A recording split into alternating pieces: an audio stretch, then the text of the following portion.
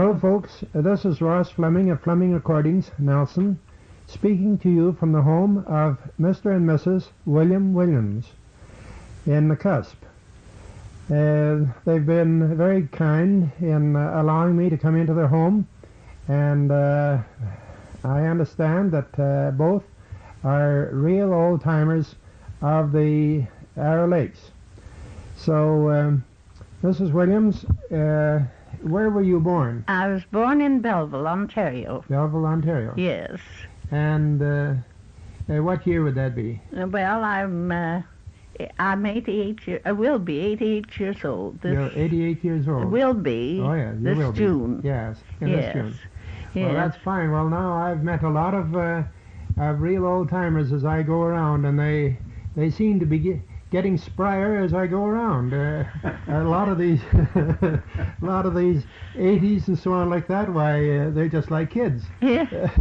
Well, I would be if I had the use of my limbs. Yes, I see. You'd just be as kiddish as ever. Yes, I feel quite chipper, quite young. Yes, well, that's fine. Yes, within myself, I'm all right. Yes, I see. Yes. Well, I'm very glad. And not long ago, I had the pleasure of having an interview with Florence Leary, and we had a very nice visit together. She was in the hospital at that time, and we enjoyed her visit and her bear stories particularly. Yes. So I'll be asking you for some stories of some kind. Now, when did you come to BC? Well, I came to BC in 1891. 1891. I came to Sicamous. Came to Sicamous. I came to visit my uncle and aunt who lived at Sicamous. Oh, yes. He was agent there for the yes. CPR. Oh, yes. What are their names? Appleby. Appleby. Oh, yes, Appleby. Mm-hmm. Soames Appleby. Oh, yes. They're all the Jewish names, but there's no Jew in us as far as I know. Oh, I see. Well, that wouldn't do you any harm. Well, anyway, I was married. I came there in 1891. Mm-hmm. I was married in 92 and came to Nakusp in 93. Well, so I had a busy time, didn't I? They picked you up pretty quick then. Yes, well, you know, girls were scarce in those days. Oh, yes, I see. Know. Well, it was, yes. The men didn't lose any time. Oh, no. Well, that was Mr. Jordon. That was Mr. Jordon, my first husband. Your first husband. Yes. And was it in Sicamous that you met him? It was in Sicamous that I met him. And he was there. He was postmaster there. Oh, yeah. And storekeeper. I see. Had he been in? How long had he been in Sicamous? He'd been there, I guess about a year. I see. Something Where like was he that. born? He was born in London, England. Oh, I see. Uh-huh. Yes. And do you know when he came to Canada? He came to Canada, well, now let me see.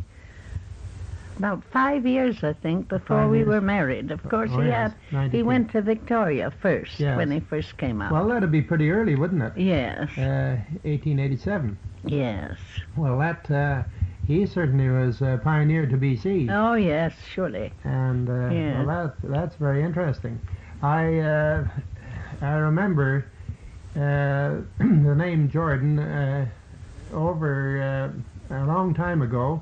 I used to work in the Hume Hotel, and I used to meet a lot of these people from up the country, you know, like that was always our stopping place. Charlie Nelson and different ones like that, you know, from up here. And I got acquainted with names, and Jordon at Nakusp was, of course, he was in business here. Of course, it was FW Jordon. Oh, yes. Everybody knew him, I think, in the country. He was an old-timer, a real old-timer. Yes. FW, what did the FW stand for? Frederick Willem. Frederick William. Yes. So you got tied up with William pretty I strong, did, didn't I? Yes. I guess I must have liked the name. You couldn't get away with it. Or away from it. Well, now, and he was postmaster then. Then he came, did he come to Nakusp from there? He came to Nakusp from there. I see. He was working in the store. He was keeping store for wooden tunstals of Kamloops. Oh, yes. And really, they had bought their stock from J.A. Mara. Oh, yes. And that is the Mara that was up in this country, yes, too. Mm-hmm. Yes. And days and so on. When this construction came, that is when they heard of this construction, Wooden Tunstall failed. Oh, yes, I see. And he had a pretty big stock in Kamloops. Oh, yes. So he was working for Wooden Tunstall, Mr. Jordon, and when Mr. Mara knew that they were going to fail, he came to Mr. Jordon and asked him if he'd come down here. Yes, I see. And take the stock over from Kamloops. Oh, yes.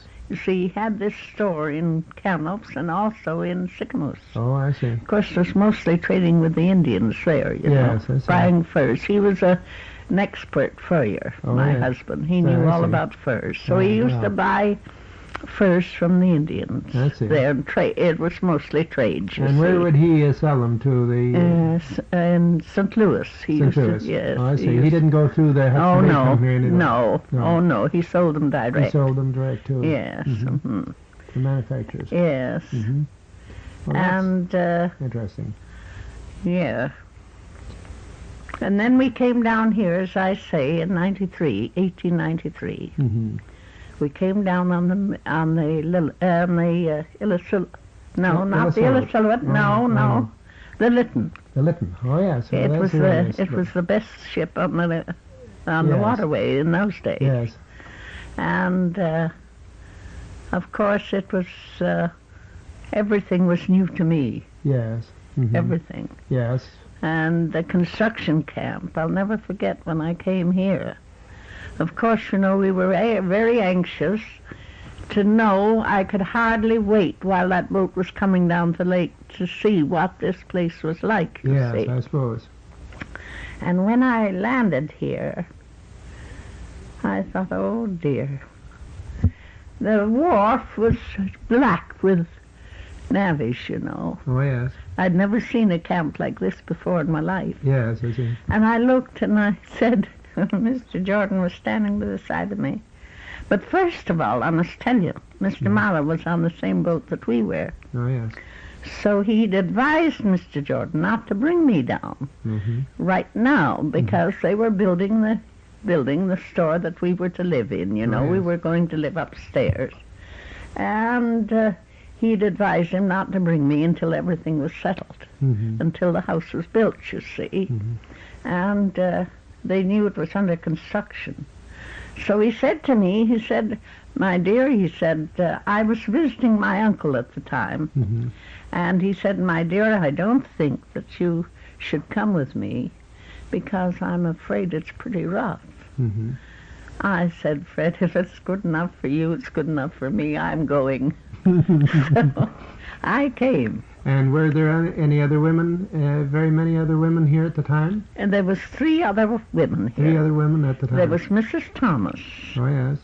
And there was Mrs. Madden, Hugh Madden. Hugh Madden, oh, yes. And Mrs. McDougall. Oh, yes. And there was another one, Mrs. Muirhead. Oh, yes. He was bookkeeper for the Madden Hotel. Oh, yes, I see. So we had... Well, Hugh Madden, the Madden brothers started the Madden Hotel in Nelson. Yes. But it was Thomas Madden who stayed on. Hugh didn't stay. No, well, he went to Yukon, didn't he? He went to, yes. Yes, Dawson City, I think. I don't know what happened to him there. And then you found the wharf full of and these navvies, yes. And it was just black with them. I don't know how many people there was. There must have been at least 250 people on the wharf. Is that so? They used to go down and watch the boat, you see, when it came in. It was all the communication they had from the outside. Yes, that was the common pastime. Oh yes, yes. Yes, we found that in Nelson too. People would take a stroll in the evening or whenever the boats would come in. And that was something to see. Yes. Some new faces. Yes. Well, these navvies, what nationality were they? All kinds and conditions. All kinds of conditions. You know, men that work on these construction crews, you know. and they were very rough and tough. You'd find a much better class of people now working on construction than in those days. Yes, I see. However, I looked at this and I thought, oh dear, can I ever get off? How can we ever get off the boat? I said, how can we ever get off the boat, Fred? Oh, he said, my dear, we'll get off all right. Leave it to me now. I was getting a little nervous. How old were you then? I was, let's see, I'd been married, I was 20. Oh, yes. I was 20. And so we stood there and looked. Of course, we had all kinds of time, you know. Yes. So we looked up the wharf, and I finally saw a great big tall man at the top of the wharf. Oh, yes. And my husband was short-sighted. He had to wear glasses all the time, you know. I saw this man, and I said, Fred, who's that man way up there at the top of the wharf? And he said, I don't know. I said, I think I know who that is. I said, that's Jake Surson. Oh, yes.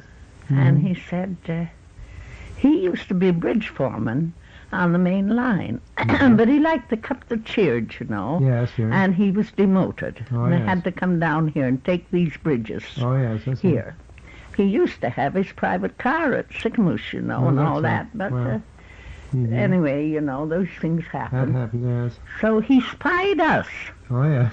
On the wharf. Well.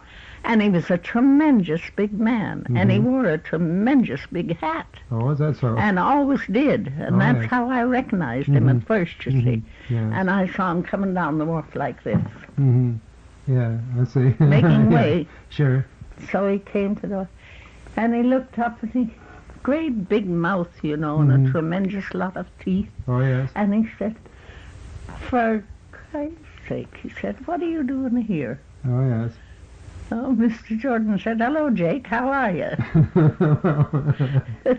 You never expect to see somebody you knew. He said, what are you doing here to me, you know? Yes. Well, I said, can't I come here with my husband if I want to? Well, it's a queer place for you to come, he said. See. So anyway, I said, how are we going to get up this wharf? These men were just packed, you know, and of course they stared at me for all they were worth, you know, because of course, you know that class of men. So he said, now just don't worry, he said. You just come on down, he said. And then he began, he said, take a hold of my coattail.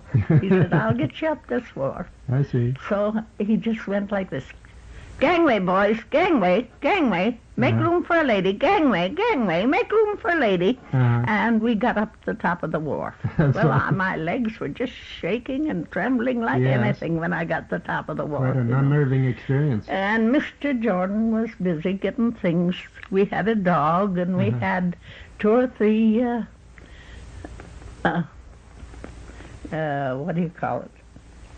We had a bird stuffed birds, and we didn't want to pack them for fear they'd get broken, you know. Yes, so he had these to look after and other things. So anyway, we then, well, Mr. Marr had told us on the boat. Now, he said, there's no place for you to stop. He said to me on the boat, he said, Mrs. Jordon, you shouldn't have come. He said, I told Mr. Jordon not to bring. I told Mr. Jordon if it was good enough for him, it was good enough for me, so I was coming anyway. So anyway, he said, now I'll tell you, he said, about the accommodation down there. He said, you'll have to go to a hotel. And he said, I'd advise you to go to the Madden Hotel. That's the best of the 3. There was the Nakusp House and the Leland and the Grand. But it wasn't called the Grand then. It was the Madden House. Yes, I see. So he said, it's up at the top of the steps. And he said, I don't know what kind of accommodation you'll find, but he says, I know it's the best of the 3. Yes. So there we went. Well, as we were going up, we were met by Mr. Fouquier, who was the constable here at the time. Yes. And he's the man that they, Fouquier, they point on the lake here. Yes, yes. And he was a very gallant man, a perfect gentleman. And in fact, I was surprised to think that he had the occupation that he had, because he was constable here. I see. And in his uniform, he was a handsome man to begin with, and very graceful and all the rest of it. And he met us on the steps as we were going up the steps. There was a lot of steps, you know. And he introduced himself and told us his occupation and all, what we could see by his uniform. However, he went up the steps with us, you know. He said, I happened to notice two men standing outside the hotel, handcuffed. Oh, yes. And tied to the telegraph pole. Oh. So I said to him, for goodness sake, I said, will you tell me what those men are doing there?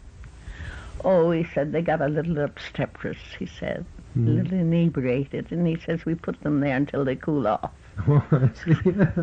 In the blazing hot sun. Didn't bother taking them to a lockup. Well, there was no lockup. They didn't have a lockup. No, there was no lockup. No lockup at all. I see. So anyway, that was my introduction to Nakusp. To Nakusp. Have you any idea?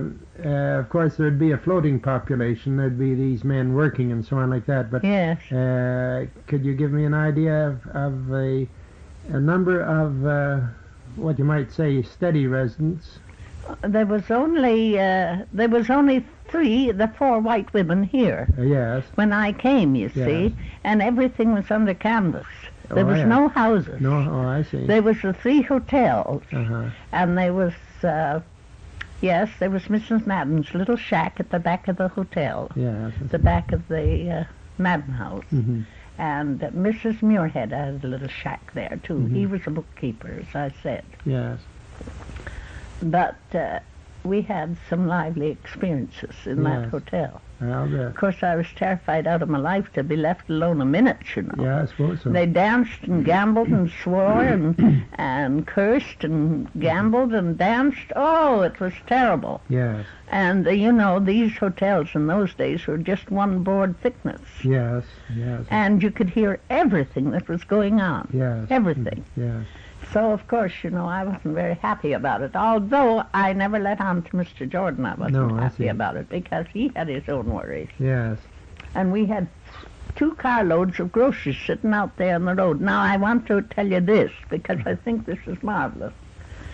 We had them sitting out there, groceries. We bought groceries with a carload lot in those days, you see. And they were sitting out there, nobody looking after them, and just covered up with canvas from the boats, of course, because Barnard and Mara owned this line at that time, you see. I see. They owned this lake route, or the boats on it. So anyway, those groceries were sitting there, and of course, when we came, we expected to find them pilfered with, you know. Oh, yes. But no, we never lost a pound of anything. Isn't that wonderful? With all those terrible men, you know. Men around. Yes. Well, it was terrible. It certainly bears out the reputation that the early residents of this part of the world had, and I suppose any pioneering community, that you could, they were honest then. You could almost trust them with anything. Like the prospectors in the woods, they'd never lock their doors. No. And anybody coming in that were overtaken by night could go in and make use of the cabin. And if they used any of the groceries or anything like that, they would leave something of the same value or money and go their way.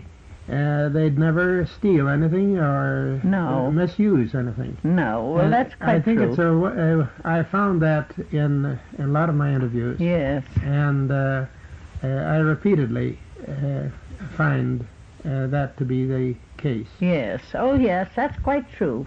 And I know in later life, you know, in later years, as of course, I used to do a lot of hunting in the early days, oh, yes. you know. Yourself? And yes. Mm-hmm. And we used to go up in the hills. Oh, yes. Up in Lightning Peak country and up there. Mm-hmm. And the cabins were always left open. Yes. And people came. Anybody came along, wanted to go into the cabin, went into the cabin. Mm-hmm. But they always left it as they found it. Yes. Clean. Mm-hmm. And everything as they found it. Dishes washed. And everything cleaned. And as you say, if they took anything, they left something in place of it. Mm-hmm. So that was one grand thing. What were you hunting as a rule? Deer. Deer. Oh, yes, deer. Mm-hmm. Oh, and more for an outing, you know, than anything else. So there used to be a crowd of us go, you see. Congenial friends. Odd grouse and one thing. Oh, yes, and fool hens and that sort of thing. Mm-hmm. Yes. Well, that was good outdoor exercise. Oh, yes, wonderful. Of course, we used to ride, you know. Mm-hmm. I used to do a lot of riding. It was the only way I had of getting around when we were in the valley first. Yes. Because there was only trails, you see. Yes, that's when we were in Fire Valley first. Yes. Mm-hmm. My brother-in-law preempted, he was on that survey party, you know, that came in to survey Fire Valley. What is his name? Jordan. Jordan, oh, yeah. George Jordon. George Jordon. Yes. Mm-hmm. And he was on there. Coriel was the engineer. Oh, yes. And he went in to work on this survey party. Mm-hmm. And all the men that worked on that survey party, well, I think Coriel advised them, took up preemptions. Mm-hmm. Some preempted 320 and others preempted 150 or 170 or whatever they wanted, you see. Mm-hmm. And that's how we come to go in the valley. Yes, I see. So my brother-in-law preempted 170 acres. Mm-hmm. Well, of course, later on, Mr. Jordon took up more land. He took up 320 acres. Mm-hmm. So that made us a big farm, you know, because my brother-in-law got sick of his, and Mr. Jordon bought him out, you see. Mm-hmm. So then we made a ranch of it. Mm-hmm. And it was a nice place at one time. And what did you raise on the ranch? Cattle and horses? Cattle, horses. Each child had their horse. Yes. You know, it was a home for the children, you know. Yes. And it was a... Well, I had a lot of happy times. Oh, I think their happiest days were right there. Yes, and their rifles. Yes. Oh, yes. We all had guns, and we just had a good time. Mm-hmm. Of course, I worked very hard. And you still have some of that property. Oh, yes. Mm-hmm. There's where we're going this summer, you see. And that's... now, that's in Fire Valley, do you Yes, in Fire Valley. And what is the particular settlement? It's all farming. All farming. And yes. Well, of course, now they're logging. You know that logging business. Just for the information, near which town is that? Edgewood. Edgewood. Edgewood is our post office. I see. Yes. And how close to the Edgewood post office are you? Well, we're living 3 miles out. Yes, I see. From the post office, but we have rural delivery. Yes. You see. Incidentally, Edgewood did very well in the festival this year. They got very good marks for their choir. Oh, I love Edgewood, and I love all the people in it. I love them all. Yes, well, that's fine. You know, I just think the world of them all. Well, I think all these small places, people depend a great deal on friendship among themselves. Oh, yes, and, they are very, very friendly, much more than in a larger city. Yes. Oh, yes. You know who you're associating with pretty well, you know. Yes, and we have church. We have a lovely church there, an English church, you know. Now they have a Presbyterian or United Church student. Yes, I see. And there's a Catholic church there. The Catholic church is in the valley. Yes. It's not right in the little village. But it used to be quite a wonderful place, Edgewood. An awful lot of old country people there, you know. Oh, that's so. With money. Yes, I see. And when the war came, of course, that just upset the whole thing. Yes, I see. You see, all the young people went, all the young men went. And in fact, a great many of the older men went too. Mm-hmm. Yes. Do you know Barbara Lakes? Yes, oh yes. Well, she was in Edgewood, you know. Oh, that's Her home was in Edgewood. Oh, that's so? Yes. Yes. Mm-hmm. She and Janet. Oh, yes. Well, yeah. I'll have to tell her when I see her next. Now, how long was Mr. Jordon in business? Oh, he was in business until, what year did he die, dear? 1921. 1921. 1921. Yes. Mm-hmm. And our eldest son took it over. Oh, yes. But he didn't like it. He never liked it, although he was in the business with his father for quite a while, but he never liked it. It wasn't his idea. No, I see. You see, so... well, I was more or less forced into... I was in the grocery business for about 50 years, and it wasn't really my choice. No. I was apprentice in a Nelson Ironworks at the time, and my mother took sick with pleurisy, and I came home to look after the business, and I was there ever since. Oh, yes. And so that's what happens sometimes in the family. Yeah. But, well, now that, what was Mr. Jordon's favorite pursuits? Did he like hunting and... no. Mm-hmm. He didn't know anything about it. I see. He was, I'll tell you, as a young man, he was apprenticed at William Whiteley's. Oh, yes. You know, in the old country. Oh, yes. And, of course, he had a thorough training. Mm-hmm. But, you know, this... What business were they in? Dry goods business. Dry goods, oh, yes. Mm-hmm. Of course, we handled an awful lot of dry goods, Yeah, you were a general store. Yes, we had a general store, yes. Yes. No, he didn't care. Well, he liked it. He loved to be out, you know. Uh-huh. Oh, he just loved to be out. Mm-hmm. And we used to have so many happy days, you know, out yes. in the woods roaming around, you know. Now, can you tell me the names of your children you had at that time? Well, I had, there was Howell. That's my maiden name. Howell was my maiden name. Oh, I see. Mm-hmm. Yes. Yes, I intended to get that from you. Well, and now, what was your full maiden name? Grace Evelina Blanche Howell. Well, now, why didn't we get that before? You see, I'm slipping. Well, Miss Howell, how many children did you have? Well, I had 13 altogether. You had 13 altogether. Yes, well, I raised 10. I see. Uh-huh. Yes, I raised 10. Well, Howell was one. Mm-hmm. Frederick Howell. Bessie Florence. Oh, yes, that's Florence. Miss Leary. And Georgie, who I lost when he was 21 years old. Oh, wow. He and his father died within 2 weeks of one another. Is that a fact? Oh, terrible. And then was it flu or anything like that? Typhoid fever. Typhoid fever, wow. Yes, he went to the prairie. He was a telegrapher. Oh, yes. And he learned it. He went away. I was visiting his uncle who lived in Maroon, Saskatchewan. Oh, yes. And next thing I knew, Georgie, he said to me, do you know Georgie is coming? I said, what for? I said, he shouldn't come. Well, he says he wants to become a telegrapher. Mm-hmm. So I said, well, goodness. I said, I'm going home right away. Mm-hmm. So I didn't know he was on the way, you see. Yes, I see. And he was on the way when I started. Mm-hmm. And of course, he learned telegraphy. He stayed with his uncle. Yes, I see. And he learned the station agent business. Mm-hmm. And he was out relieving, you know, as they go. Yes. They have to relieve, sure. you see. And he was sent from one place to another. Mm-hmm. And he was relieving. And, of course, going into these Chinese places, which the prairie was noted for in those days, you know, it was all Chinese. Yes. And I think he must have picked up the bug, you know. Wow.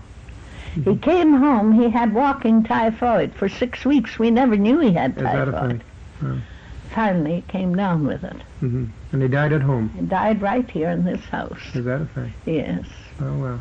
I had 2 nurses for him and everything under the sun that we could do. But by the way, I don't know what the place was like before, but you've made a wonderful transformation in this house. Oh, yes. Oh, yes. Gosh. everything is of the best here. Yes, well, it's so right the way through. Mr. Williams has designed it and has done it largely, and I think it's a wonderful place. With such a panoramic view of the lake and of the beloved Arrow Lakes. We won't say anything about the high Arrow. No, well, I don't think we'll get it. We'll. I'm thinking that anyway. Yes, you don't think that high Arrow will take place? No, I don't. It won't now anyway. No, yes, and I know it won't be here during my time. Yes, anyway. And I hope it won't come because there's so many people will be just heartbroken. Yes. They love their homes here. Yes. Well, Florence was saying it would be a tragedy. Yes. And we'll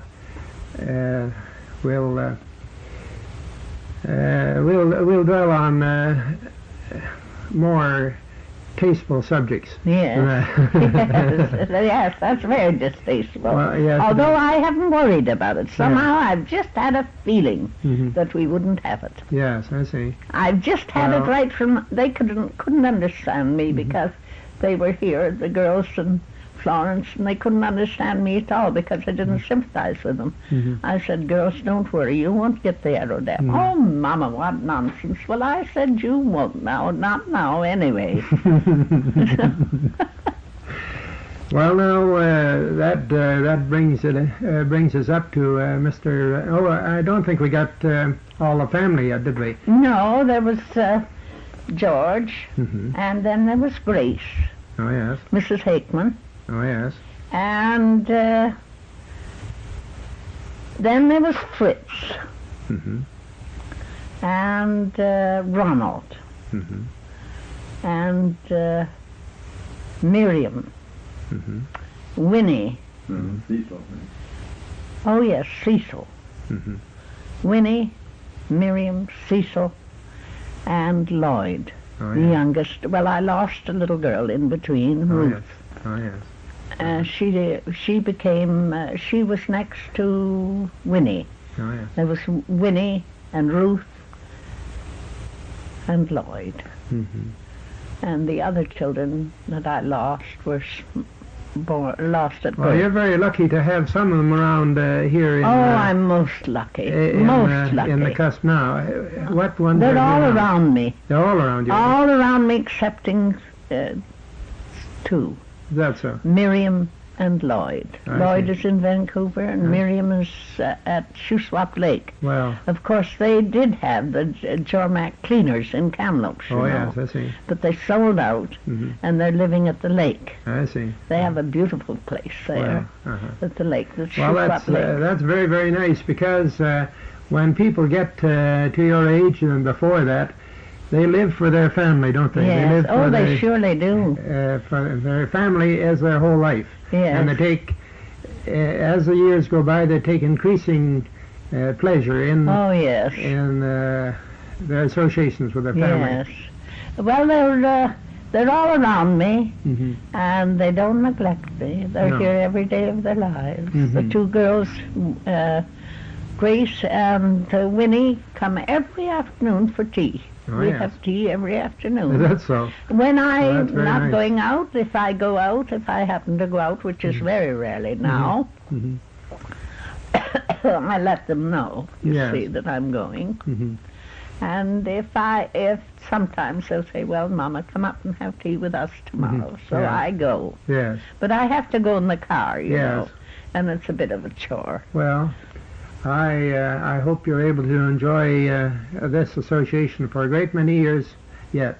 Well, I don't know if I can expect it, but I'm not worrying. No, well, that's just fine. If God sees fit to take me, He'll take me, and I must go. That's all the same as everybody else. Now, in the beginning, you, of course, you've spoken about your church.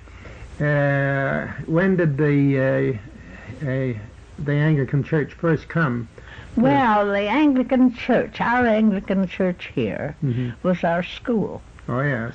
And that was built not the first year, the second year after we came here. I see, about 1894.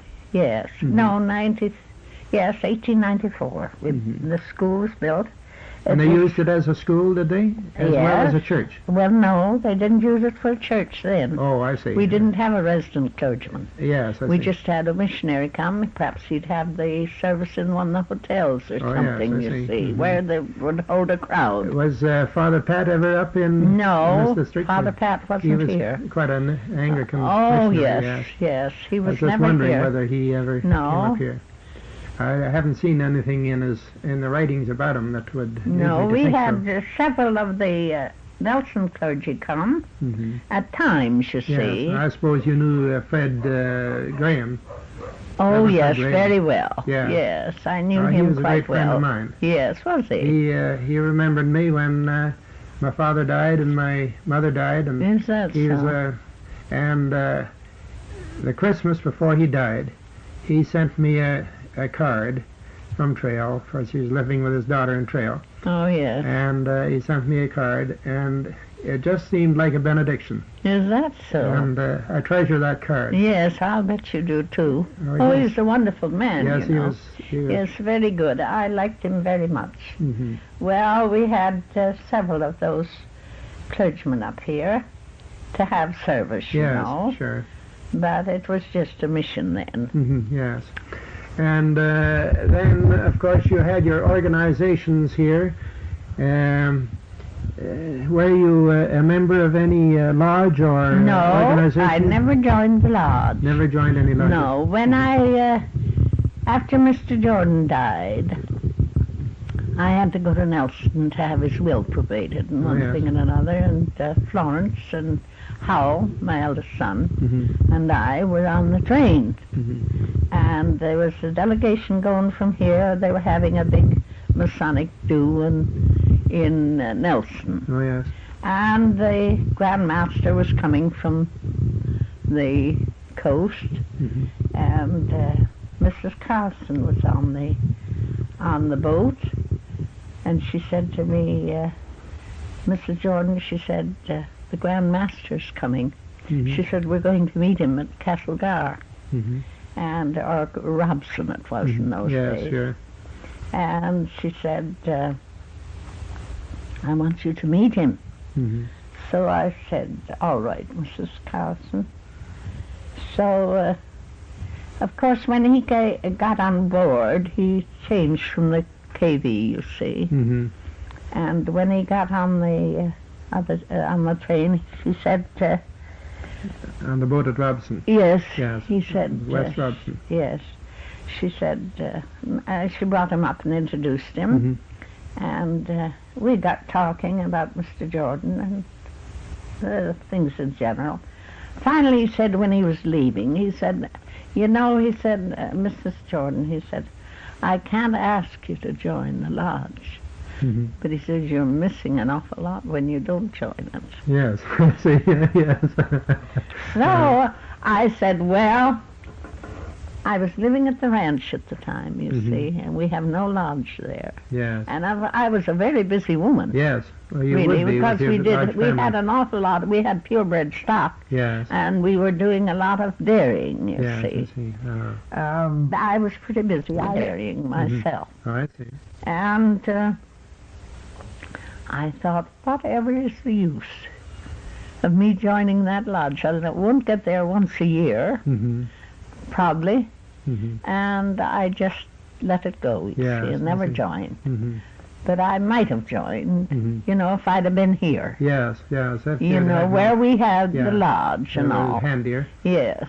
However, I never joined a lodge, and the only thing that I belonged to, of course, I worked my fingers off for the church, both here and at Edgewood. Yeah. Because we've a lovely church down there. Yes, I see.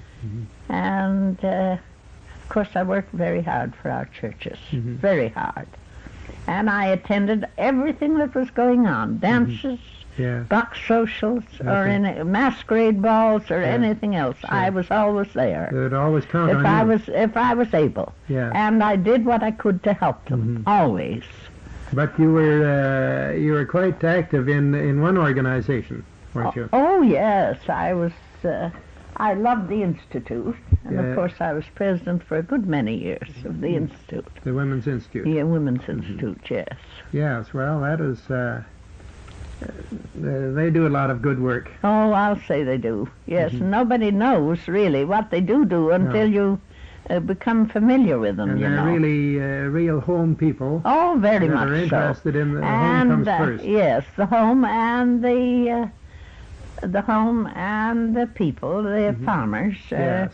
You know, they're, I don't know, I should have been born a farmer, I think. Well, you were pretty close to it. Yes, You were pretty I close love to it, yes. But you weren't born, you actually weren't born on a farm. Oh, no, I was born in Belleville, Ontario, a town. Yes. A city. Yes, sure. A lovely little city, too. Sure. I think it's the prettiest city in Ontario. Well, It's built on 3 hills, you know. Oh, yes. And the Bay of Quinte comes in there, you know. Oh, it's a beautiful place. Yes. And I was born there, and then we migrated to Michigan. Oh, yes. Saginaw. And my father was in the lumbering business I see. in Saginaw, Michigan. Oh, yes. You know, it was a great country Yes, for lumbering. it's a great match. There's a big match firm there, I believe, in Saginaw. Yes. Do you remember the names? I think it was the Saginaw Match Company or something like that. Oh, yes, Well, there's, now, of course, you know, it's a millionaire's town. Yes, you know, they've all made their money out of lumber. Yes. You know, in the northern part of Michigan, there was those great big pines, you know. Yes. And they all had lumbering up from up there, you see, in the northern part of Michigan. That was beyond us. But we lived in Saginaw. Yes, I see. Saginaw, Michigan. Well, I suppose the Women's Institute included all classes of people here. That is, yes. All nationalities. All nationalities. The more foreign they were, the more we tried to get them. Yes. Because to make them feel at home. Yes, well, that is fine. And help them.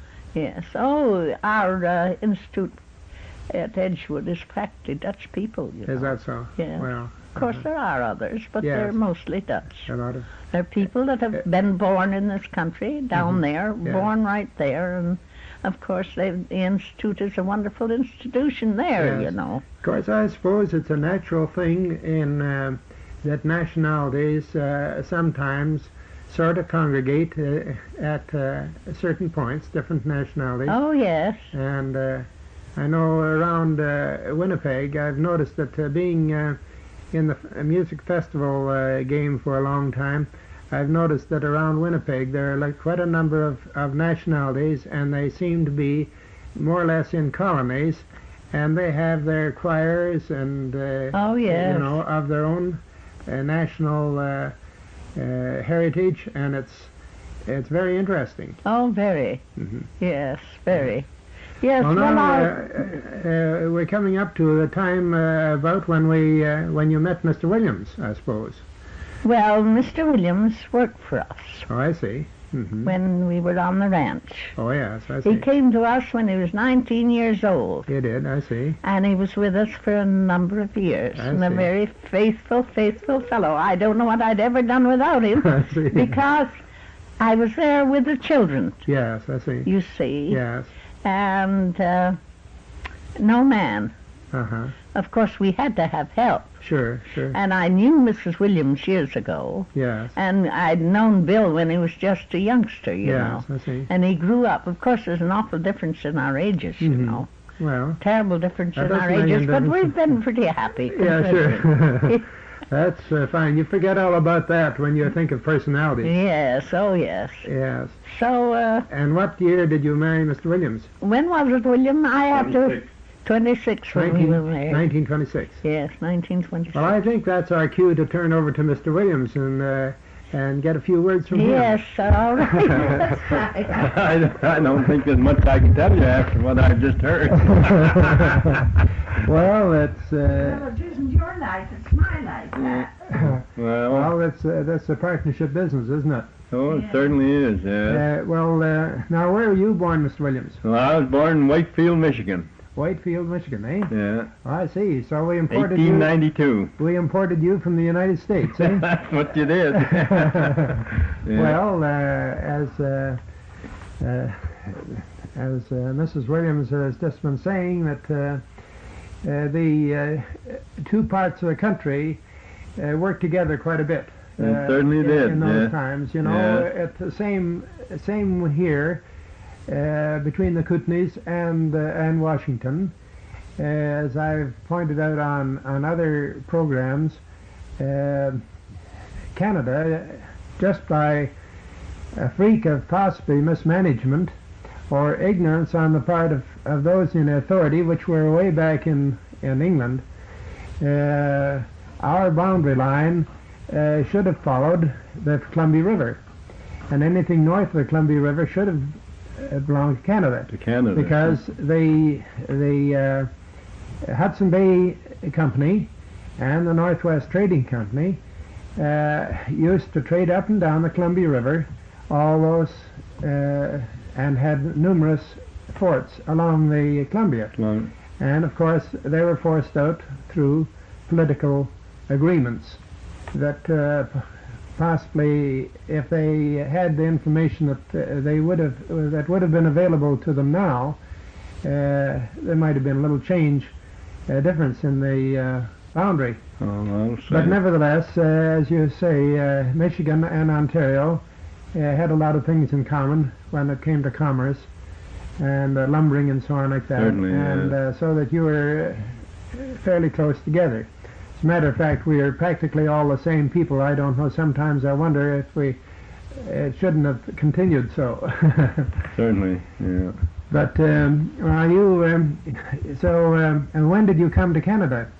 In 1897. 1897. 1897, we landed right here in Burton City. Oh, that's so? Yeah. Well, so, well, that brings another community, our Lakes community, into the picture. And how long were you at Burton? And we were there 4 years. 4 years, I see. And from there we moved to Edgewood. I see. We were living in Colorado, and Dad was a gold miner there, you know. Oh, yes. And I don't know, something took him, he wanted to come out west, you see. He wanted to get out here. He wanted to go farming. I see. So we landed at Burton City in 1897. And as soon as we got to Burton, he went mining again. Oh, I see. And we were there 4 years. Then we went to Edgewood, and he was going farming. Mm-hmm. So we've been there ever since, you might say. Yes, I see. Yeah. And well, it does make a difference, of course, what you happen to. Oh, I'll say it does. Yes, strike. Great difference. Friends you meet, and so on like that. Well, you've been a member then of the Arrow Lakes community since 97. And what trade? Now, what was your full name, Mr. Williams? William James Williams. William James Williams. That's right. Kind of Welsh, isn't it? Yes, I guess it is. Was there any Welsh well, Dad was Welsh. Oh, I see. Mother was Cornish. Yes. Yeah. Well, isn't it, you know, you quite often find that people from the old country, they came to the States, and it wasn't particularly because it was a United States or whether it was Canada. It just so happened. So that's right. Yeah. Almost like an accident. They settled in that particular part, but of course that made them American citizens. They certainly, yes. So.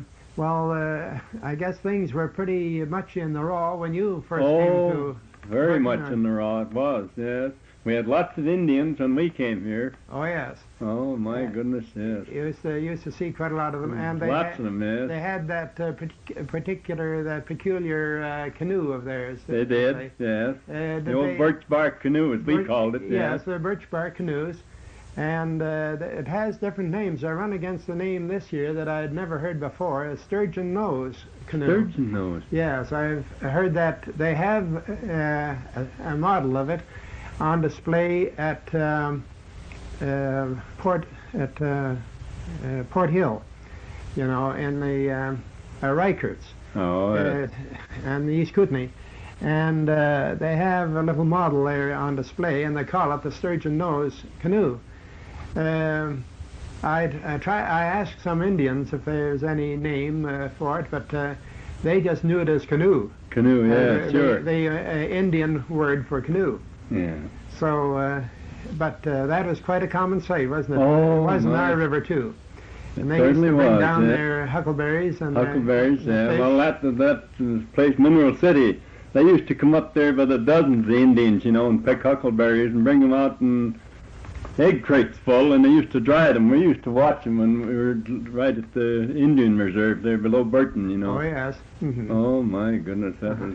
Now, Mineral City, where was that? That was 7 miles back from Burton. That was a mining town up there, and we landed there. I see. Was it on the lake, or was it further back? No, it's further back. It's 7 miles back from the lake. Oh, yeah, 7 miles Burton City's right on the lake. Yes, I see. Yeah. Uh-huh. Well, sometimes these names of cities appear in the early stories, and very few people know now where they were. Where they were, that's right. And yeah. So that's the reason why I wanted to just tie it down. Sure. Just where well, Burton City was named after, there was 3 brothers down there. There was, Arthur, Barn, and Reuben, wasn't it? Yes, and they named this place after they bought the preemption. That's it, yeah. You see, they had the preemption. Mm-hmm. Yeah. And then when they thought it was going to be a town, they decided to turn it, to have it subdivided.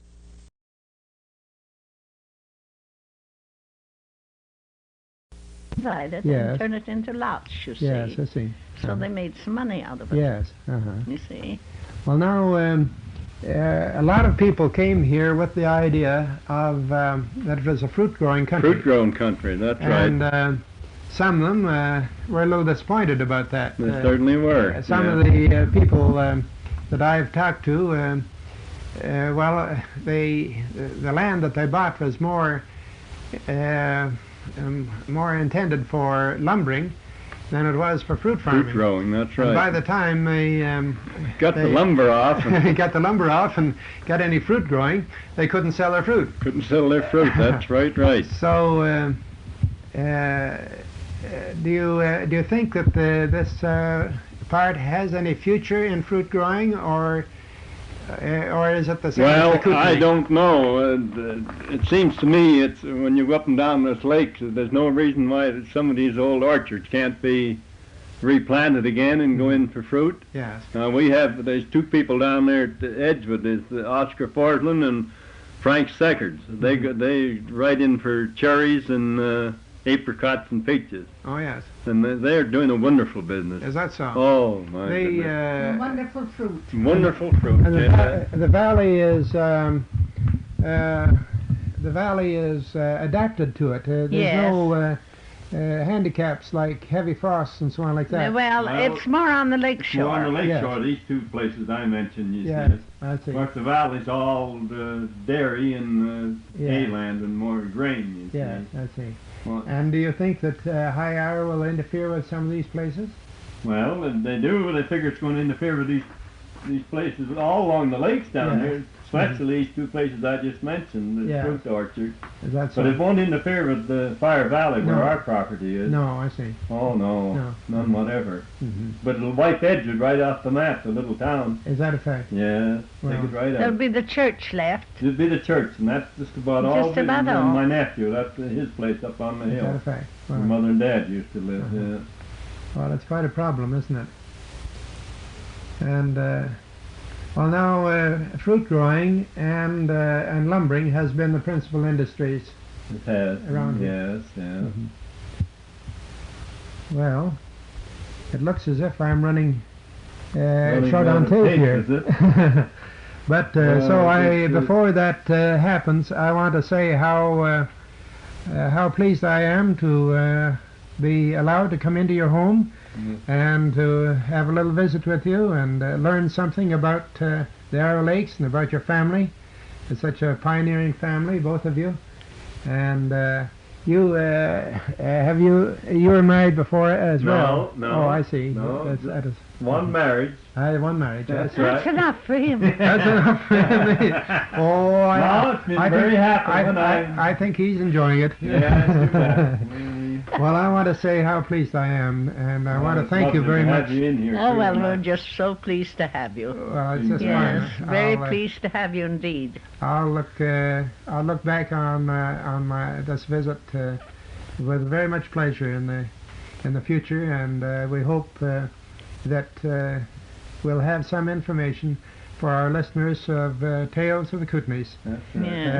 In our district. We're very proud of our district, and these stories give a little of the background of the people and of the occupation of the district. Yes. And thanks very, very much. Well, I only wish that I was able to.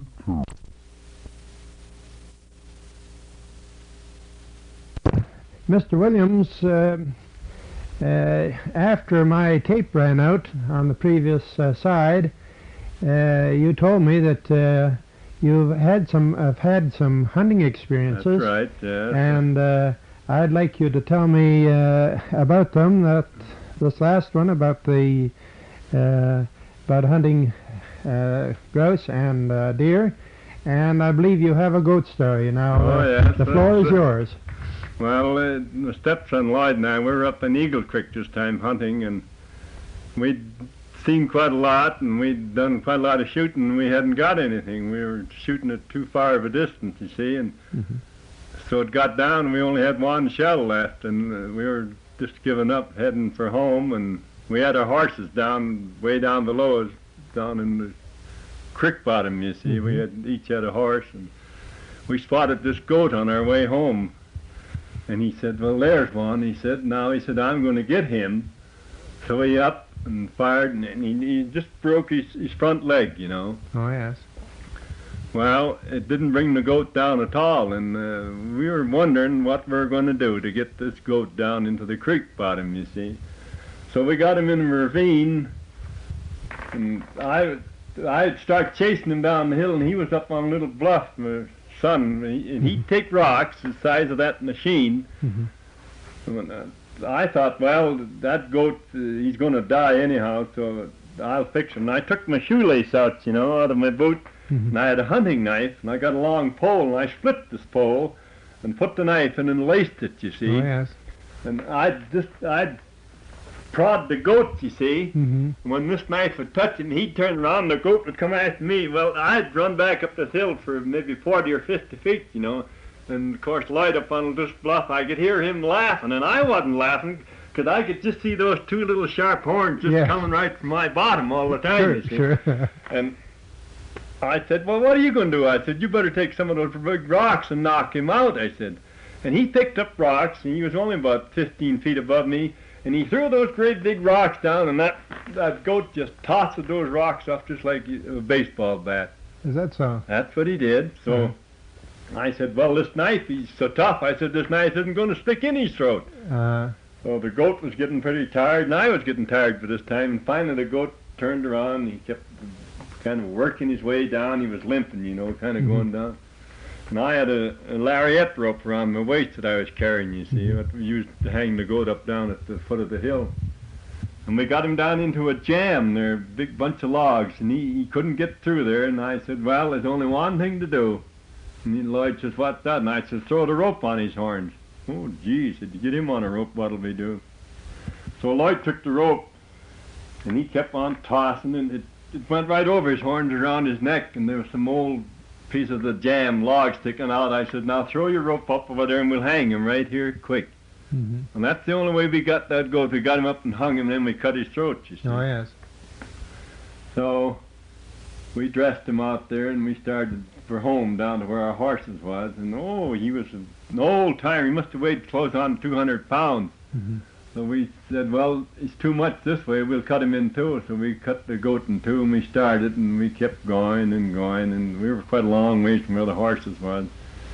And Lloyd says, oh, gee whiz, he said, let's let him go. And it's so steep, We wrapped him all up in the hide and laced each apart, like you see, and we let it roll, and it went right down, fell in the Eagle Creek Canyon, and it wasn't 20 feet from the horses, and it pretty nearly frightened those horses out of their skin when it landed in the creek bed. Well. So we got down there, and we had a cup of tea, and we struck out for home with this goat. And we thought we were pretty smart coming home with a beautiful goat like that. And you know that we couldn't eat that goat. It was so tough. We gave our neighbor some, Mr. Ludus, down there, and we thought we were doing a nice thing. We gave him a piece of the goat, and I saw him about a week later, and I said, well, how'd you enjoy the goat, Bill? He said, don't talk about goat to me, he said. I said, why?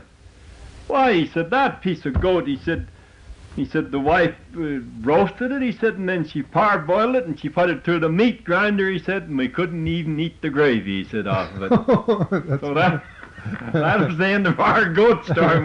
We never went hunting goat anymore after that. You thought you'd better pick your goats with better care the next time. Pick a decent one out next time. Yeah, I'll say. Yeah, well, you shouldn't say you never went goat hunting. Well, I never went after that. Didn't you? No, I think that was the last. Oh, well, Mr. Bob Hopp and I, we went up there. We had wonderful luck getting goat. In fact, Fritz and I went up.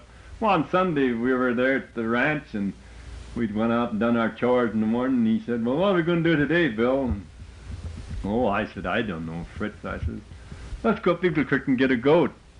Gosh, he said, you seem awful sure about it. Well, I said, I know where we can get one. Yeah, I said, you know where that old slide is for the... Yes, he said, well, we'll go. And we struck out about, just 8:30, something to 9. We took a little lunch, and each had a gun, and away we went. And it was up about 7 miles up to where the goat was from our ranch, you see. And we went up there, and I said, now, it's just around this corner, Fritz. If we're going to see one, we're going to see them right there. And we were just stepping around. We were going from rock to rock in the creek, you see, walking right up the creek bed, you see. Oh, yeah. And he said, Bill, there's one right there, he said. I said, well, shoot him quick, don't wait for me. And it'd been down having a drink in the creek, you see. Yes. And he up and shot that one. And he said, there's one up on that bluff, look at him. And I was just like that when I shot, and he tumbled right, he fell, he wasn't 5 feet from my feet when it landed there. Is that a fact? So we each, he said, well, I'm going to make a fire and boil a tea kettle while we skin the goats out. We skinned the goats out, you see. We had our lunch, put our packs on our back, and we left the hide there. We didn't want the hide. And we were home at 3:30 when the folks were just going to have tea. And that was really a lovely trip. And we got home, and I said, well, those are pretty light. And we had a set of distillage, you know. And the one I had was 38 pounds, and his was 42. And now those we could really eat. Yeah. Beautiful animals, those were, you know. Yeah, certainly were. The hide was weighed that much? No, that was the meat. That was the meat. You see, we didn't pack the hide. We left the hide there because we'd had goat hide. Oh yes, yeah. Yeah. And then there was Mr. Hopp and I. We used to go up every fall, pretty nearly, didn't we? Where were you living then? Right at Edgewood, at the ranch where we are now. And I don't think we ever missed going up there for about 3 years, I guess.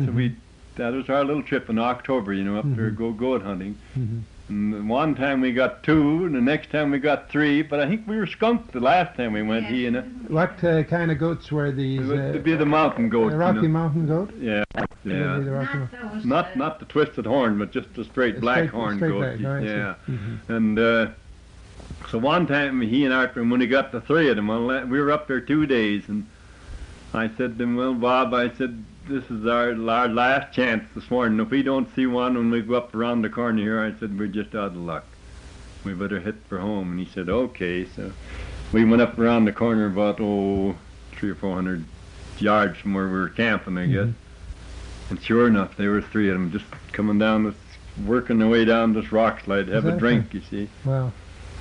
So he said, well, now which one are you going to shoot at? And I said, I'm going to shoot at the top one. And he said, well, I'll shoot at I'll pick these other 2 off, he said. Yeah, I said, don't say what you're going to do till you start shooting. They were quite a long ways off. Oh, yes. So we fired, I think it was about 5 shots, but we got the 3 of them. Is that so? Yeah. Do you use telescopic lens? No, we didn't. Just open buckhorn sights on our guns. That's so.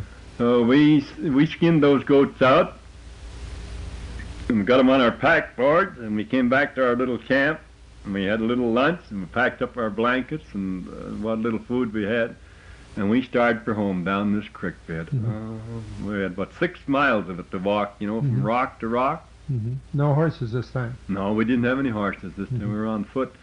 So we done about 3 miles, and I said to him, I said, Bob, we're not going to make it. We're going to be left out overnight. I said, we better hit up the hill here and start climbing up. There was a forestry trail up about, I would say it was 3/4 of a mile or more from the creek.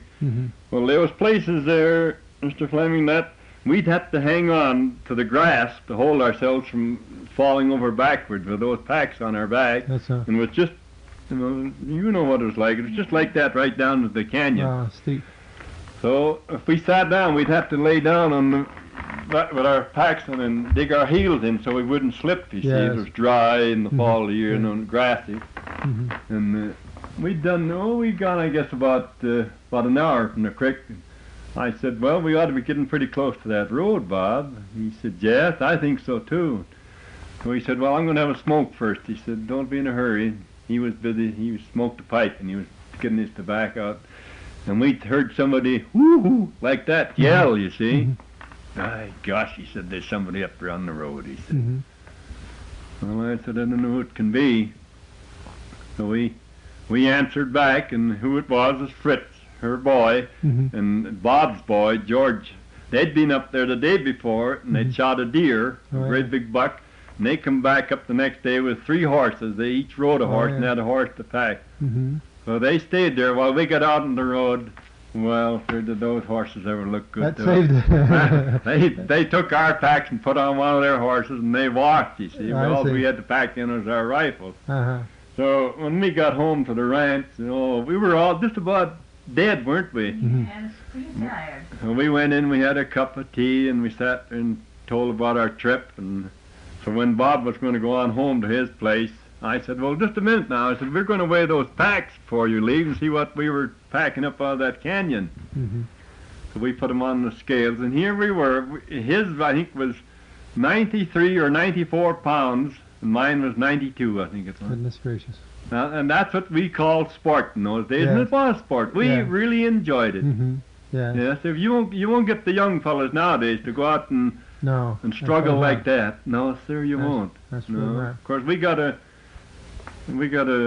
grandson who'll do it. Lloyd's the oldest boy now. He'd be right in his glory going out on anything like that. I mean, a great big husky boy. 6'1" he is. He'd love anything like that. But and shoulders up. The most of the boys, they'd say that's too hard to work. I'd sooner stroll along the road with a car where I can pick them up on the highway or something. But it's wonderful what they'll do for sport sometimes. That if you sometimes ask them to do some work around the ranch, it'll be a little different story. Different. I'll say it is. You bet it is. Well, what about that party that you were out on hunting the deer?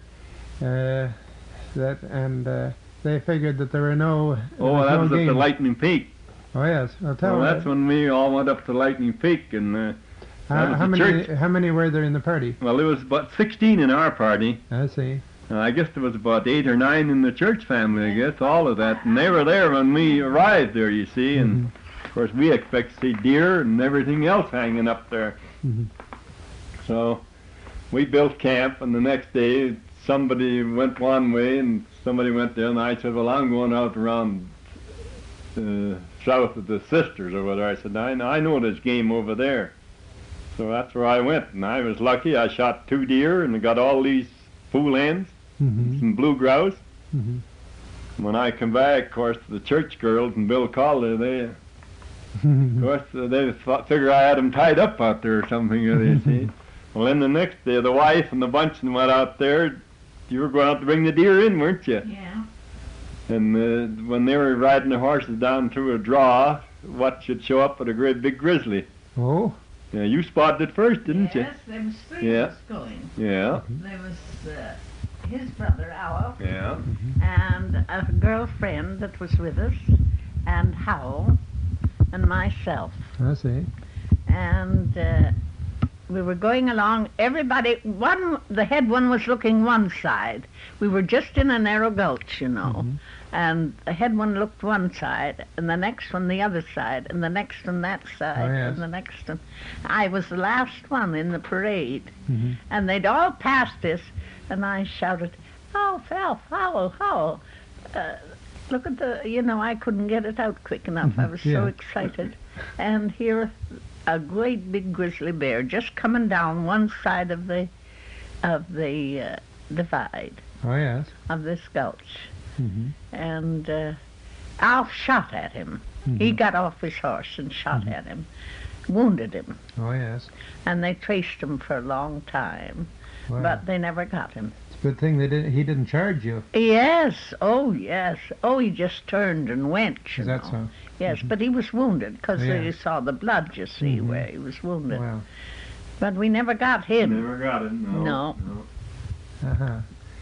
And so there was game in the country. Oh, lots of any amount. The game is where you find it. We went up, and we were up there on another party too, what they called the home cabin. We went in. There was Sid Leary and the wife, and there's Grace and Howell. Davy, my brother. Davy, your brother, and somebody else. We had 9 Walter horses. Johnson. Oh, yeah, well, Walter and Alf. Yeah, we had 9 horses. And Mrs. Edwards. Well, that was the first time, but that's the second. I'm talking about the time we brought out all those 7 great big bucks. Deer, I never saw anything like it. We just went in there and, well, we had to walk out. That was what the worst part of it. We got too many deer. Yeah. The time we got their deer packed and all our blankets and everything else, we had to... No horses left for you. We had pack horses too, but the pack horses This were Bill Calder that you mentioned, did he live in Trail at any time? Trail? No. No, I see. No. He used to go to Trail a lot. Trail a lot, yeah. There was a William Calder that lived there. I knew him. He was connected with the United Church in Trail. There was Dave Calder lived down there. Dave Calder lives in Trail. Oh. And had 2 boys that went overseas. Oh. Well, I think this is William. Well, that's... There used to be a fruit man was a great friend of Bill. Joe Grafton, I suppose you've heard of him. Yes, I believe I have heard that name. Oh, my goodness. Yeah. He was a real estate man, and he wasn't any too honest about it either. I didn't like him much. Sold a lot of that land around Burton, and he used to pick up the soil. He used to go like that, and he used to tell the people, well, you can even taste the fruit in it, he says, right there. That was Joe Grafton. He was a super salesman, eh? Well, you were doing pretty well to accompany these trips, weren't you? Yes. I looked forward to it. Is that so? Oh, I used to look forward to it every fall. Planned months ahead. We'd harvest, you know. First of all, we'd take all our hay crops off, and then it came the grain crop. That was all put away.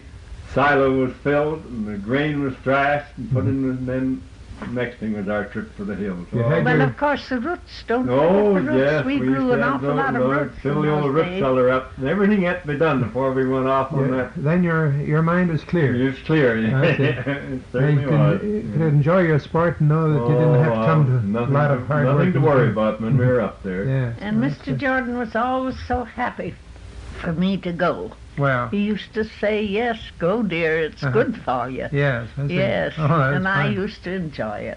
Oh, I used to enjoy it. How old would you be then? I don't know. How old would I be? That was before we were married, of course, time. You were in your 40s. Must have been. You could ride just like good as the girls. Well, I'd done a whole lot more riding than the girls. Yes, I see. When I first went in the valley, I used to ride when I'd want to go visiting. I had to ride because there was no roads, you know. And I had a horse called Jack. And I used to put Florence on the front of the saddle. I see. And Howell on the back of the saddle. Oh, yes. And away I'd go. That's all. Have a lovely time. Stay as long as I could, you know. You must have been more or less of a a figurehead in those days. Oh, I loved it, and we had a lovely time. There weren't many people then, you know, very few, but the people that were there, we were all great friends. Yes. And we used to visit one another. And all the women rode in those days, you see, because, of course, that's the only way, as I say, they could get around. Yes, and it was good pastime, too. Oh, yes. And horses sure were in their own then, weren't they? Yes. And quite a change now to what... oh, my. You know, when we used to go up to the Kootenay mountaineering trips in the Kootenay Park, we used to, of course, pack in our supplies by pack horses. Yes. And it became increasingly hard in the later years, that's about 1926 and 5, so on, 1925, 24, it became increasingly harder to find pack horses. Yes. I suppose now we'd have an awful job finding pack horses, especially they've got a few of them in the valley, not very many, you know, but they've got a few there. I think we'd have to depend on the helicopter or something nowadays. Yes, sure, they're very scarce, good horses. Yes. But we had lots of them. Yes, there were lots in the valley. Yeah. Well, we had the children, you see, all learned to ride. Yes. They were all good riders. And each one had their own horse. And each one had their own horse. Well, that's wonderful. Yes, they had you see, as the children got old enough, a horse would be handed down that was older, you see, and more trustworthy. Yes. And that's the way we went out. Oh, my children had a wonderful life. Yes. And they say to this day that they had a wonderful life. Yes, Florence was telling me the same thing. Yes. That they were very, very happy. Oh, yes, they were wonderful. And they were really lovely children, if I do say it myself. Well, you know what I mean, lovely to me. Now, I don't know what other people thought. Well, but they loved their mother and their father dearly, and, you know, they didn't want to do anything to upset us. No. And, of course, naturally, they had to be good. Yes. Because, of course, we tried to live a good life. Sure. And show them what life really meant. Well, I haven't met more than Florence. I've heard about your son here too, but I'm sure they're a family to be proud of. Well, as I say, I've never had to blush for any of them yet. Oh, that's just fine. And well, that's something in these days. If there's been anything difficult, it hasn't been exactly their fault. You know, that's a mother's feeling anyway. Well, sure. And I think that I'm broad-minded enough to know when they're at fault. Yes, sure. You know. Well, I know they've got their faults. Oh, well. I don't think that they haven't got any. Yes, they've got their faults. It's only human. Well, thanks again for this little addition to our story. Well, that's lovely. It's just fine, and thanks again for your hospitality. Well, we're awfully glad to have very you. Nice of you to drop I'm in, sure it was just lovely. I've quite enjoyed talking to you. Well, thanks very much. I find the same sentiments as I go around. The old-timers like to talk about the early days, and it's enjoyable to hear these stories. Yes. Well, you know, Mr. Fleming, I feel sorry for the young people today. Yes, I do too. They haven't the opportunities. No, they haven't the opportunities. They haven't the down-to-earth experiences. No. That, you know, and I think the parents are an awful lot to blame. They've made it too easy and soft for them. Yes, you know, that's true in a way, although in some ways I just wonder. You know, of course, I'm very interested in the musical festival. Yes. And I've just come from the Trail Musical Festival. And really the attendance at these festivals, both in Nelson and in Trail, has, as I said in my broadcast last Sunday, they're deplorable. it seems to me that the parents of these children are not taking enough interest in what their children are doing. That's as true as you say. Very true. To not attend to these things. Now, as far as my wife and I are concerned, if any of our children were doing anything, whether it was in sport or music, you couldn't keep us away from a performance with an army of shotguns. Yes. But nowadays, I don't know what the parents are doing, whether they're home listening to TV or out gadding around themselves, but they're not there listening to their children. No. And they should be the nucleus of a good-sized audience. Oh, yes. And it would be a shame if we lose the benefits of a festival through the lack of patronage. Yes. Because these men who are putting on the festival, and women, they take a lot of time in doing this work, and if it's not supported by the attendance of the people, of the audience, well, you can't expect them to dig down their own pocket and do it. No. I have heard some of them express the idea that if they could raise the money any other way, they would continue it. But even that is not fair. No. There's no reason why it shouldn't support itself. And I think that the people should be ashamed of themselves that they are not supporting something that does so much good for the children as a musical festival. Yes, oh yes, it's wonderful. You don't find children that are busy with music or with some of the arts or with sport, that you don't find them in the police courts. No. And very few occasions, and I don't remember of any. And for instance, scouting or anything like that, it keeps the boys and girls too busy. Yes. To be getting into mischief. Yes. And they're taught good things. Yes. And why the public, even if they're not parents, shouldn't support those things is beyond me. I cannot understand it. It's just laziness. Absolutely. I think it is laziness and carelessness. Absolutely, I think it's carelessness more than anything, indifference to what they should be, what interests they should have. Well, I'll tell you, Mr. Fleming, my idea is that everything is going so fast. Mm-hmm. You know, that they think they haven't got the time. Yes. And they devote it to something else. Well, instead of devoting it to the things where it's absolutely necessary. Yeah. I consider it absolutely necessary for these people to attend these things. Sure. Where their own children are concerned. Because the youngsters will say, well, Mother and Dad wasn't here last night to see how I carried on. Well, it's no encouragement for the youngsters.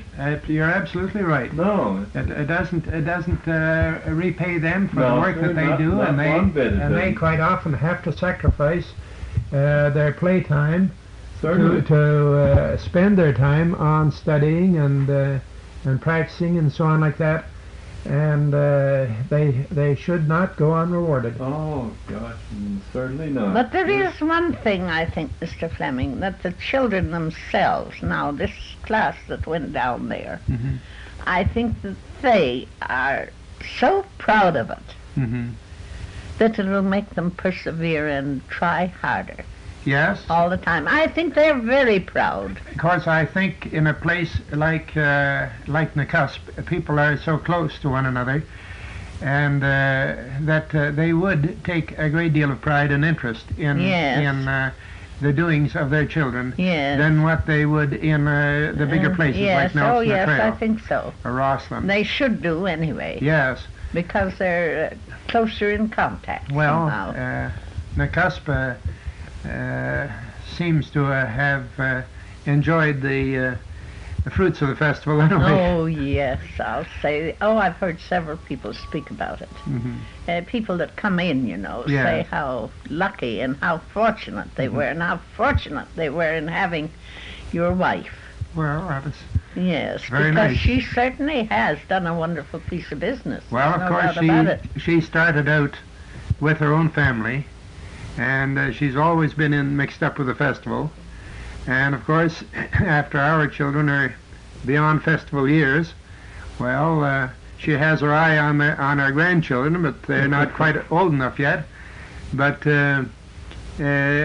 she is always, wherever she's been teaching, which was at Terry's for 15 years, why she had them always in the festival, choirs and individuals. And they did very well there too. Yes. And so of course that's her enjoyment. She enjoys the work. Yes. And she does it on her own time. There's no school time used in the work at all. So it's just like somebody having a hobby. Yes. And she rides it. Yes. Well, that's the idea. If you go in, that's what I always say. The things I liked, I was all built up on them. And I think that's why I've always been so happy. Yes.